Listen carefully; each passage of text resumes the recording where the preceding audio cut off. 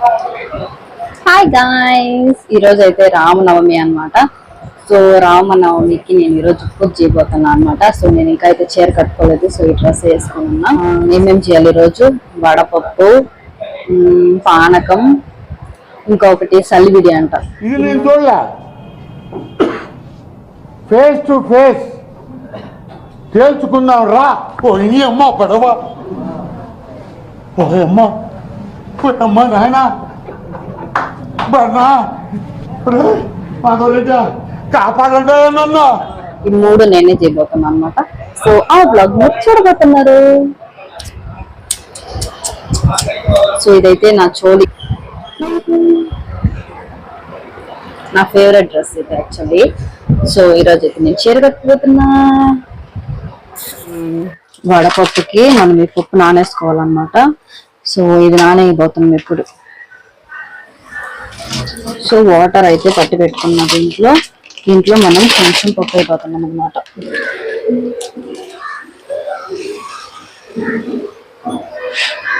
ఇంత పప్పు అయితే నేను తీసుకున్నా.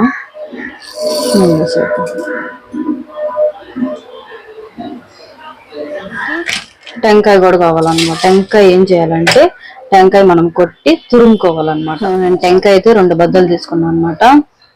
సో ఈ 2 బద్దల్ని మనం ఇప్పుడు తురుముకోవాలి.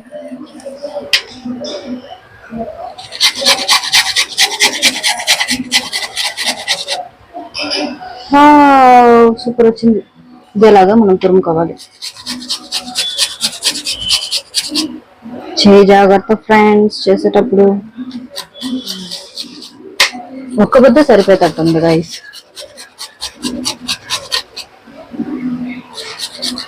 నేను 2 తీసుకున్నా, బట్ ఒకటే చాలు. మనకి పప్పు నానేదానికి ఒక 10 minutes అవుతుందని చెప్పింది మా మమ్మీ. చూద్దాం.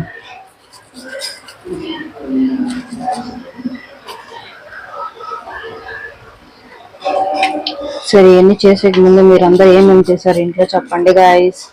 నేనైతే ఎప్పుడు లేచి తింటా అనమాట. సో ఈరోజు అయితే నేను లేచిందే ఇల్లంతా మా చెల్లెలు చుమ్మేసింది. నేనేమో తుడిసి స్నానం చేసేసి ఇప్పుడేమో ఇవన్నీ చేయడానికి వచ్చేసాను అనమాట. నేను ఇంకా చీర కట్టుకోలేదు. ఇవన్నీ రెడీ చేసేసి పూజ చేసేటప్పుడు చీర కట్టేసుకుంటా. తెలివి గైస్, తెలివి. సో ఇట్లా మిగిలిందని టెంకాయ తినకూడదు, ఎందుకంటే మనం దేవుడికి పెట్టబోతున్నాం కాబట్టి. Control your emotions guys. నాలో తెలివి చెప్తున్నా, టెంప్ట్ అవ్వకండి. ఓకే, మనం తురిమేసాం. సో ఇది తురిమేసాం. మనము పప్పు నానిన తర్వాత దీన్ని పప్పులో కలిపేసి అదే వడపప్పు. సో నెక్స్ట్ వచ్చి పానకం చేయాలన్నమాట. పానకంకి ఫస్ట్ నేను వాటర్ అయితే పోసుకుంటా. వాటర్, మిరియాల పొడి, దాని తర్వాత బెల్లం, దాని తర్వాత మనకి యాలకులు కావాలన్నమాట. యాలకులు అది మనం పొడి చేసుకోవాలి. సో నేనైతే ఆల్రెడీ ఉన్న బెల్లం పొడిని వాటర్లో ఇట్లా కలుపుకుంటున్నాను అన్నమాట. మిరియాల పొడి సో మనం కొంచెం వేసుకుందాం. కొంచెం మిరియాల పొడి, ఈ 4 మాత్రం దంచబోతున్నాను అన్నమాట.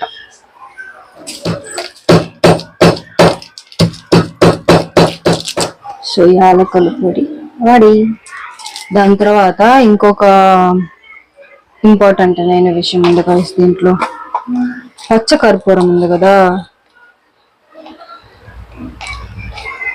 పచ్చ కర్పూరాన్ని కొంచెం పించ్ లాగా కొంచెం ఇట్లా చించుకొని దాన్ని కూడా యాడ్ చేసుకోవాలన్నమాట. దీంట్లో పచ్చ కర్పూరాన్ని యాడ్ చేసేసుకున్నాం. సో అంతే, పానకం రెడీ. కాదు గైస్, ఇంపార్టెంట్ అయిన పక్కన ఉన్న ఐటమ్ వేయలేదన్నమాట ఇంకా. సో మనం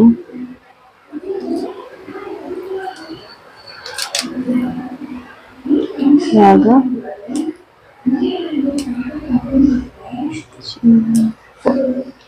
ఇట్లా వాష్ చేసుకొని దీంట్లో యాడ్ చేసుకోవాలన్నమాట. సో కొంచెం స్పూన్తో కలుపుకుంటా మనకి బెల్లం కరగాలన్నమాట.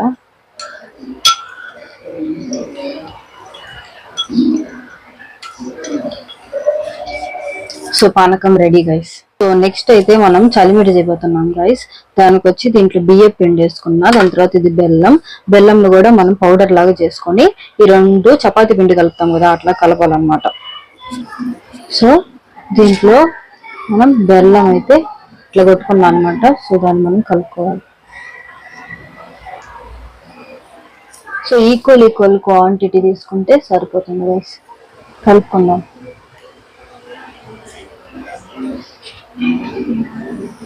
సో ఇప్పుడు నేను కొంచెం వాటర్ పోసుకుంటున్నాను. పోసుకొని కలుపుకుంటున్నాను.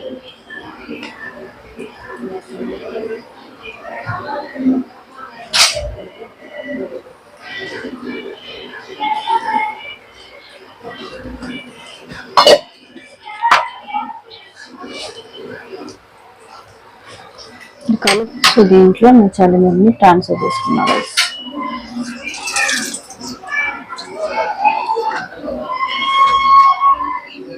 సో చలిమిడి రెడీ. సో ఇదైతే బాగా నానింది గైస్. చూడు నానిన తర్వాత ఎట్లాగైందో. సో దీన్ని వచ్చి మనం ఇప్పుడు వాష్ చేసుకోబోతున్నాం అనమాట. పప్పు అయితే నానింది గైస్. సో దీంట్లో మనం తురుముకున్న టెంకాయ ఉంది కదా దాన్ని కలుపుకోవాలన్నమాట.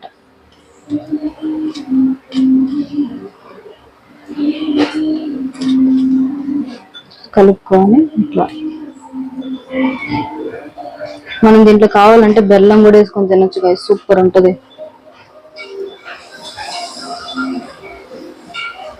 సో వడపప్పు రెడీ.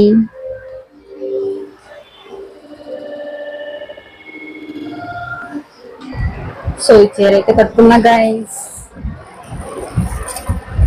ఇది కూడా మమ్మీ చీరే. సో గాజులు మస్ట్, బొట్టు మస్ట్. ఓకే పోయి పూజ చేద్దాం.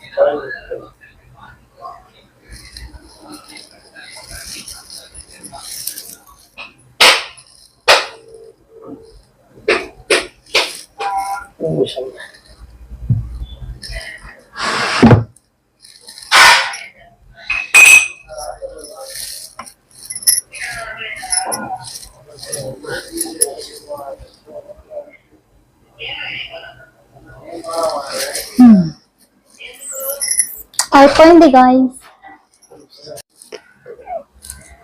సో అలా పూజ అయితే మా ఇంట్లో జరిగింది గాయ్స్. సో మీ అందరికీ శ్రీరామనవమి శుభాకాంక్షలు. అండ్ నా బ్లాగ్ మీకు నచ్చినట్లయితే లైక్, షేర్ అండ్ సబ్స్క్రైబ్ చేయండి. And until next video, bye bye.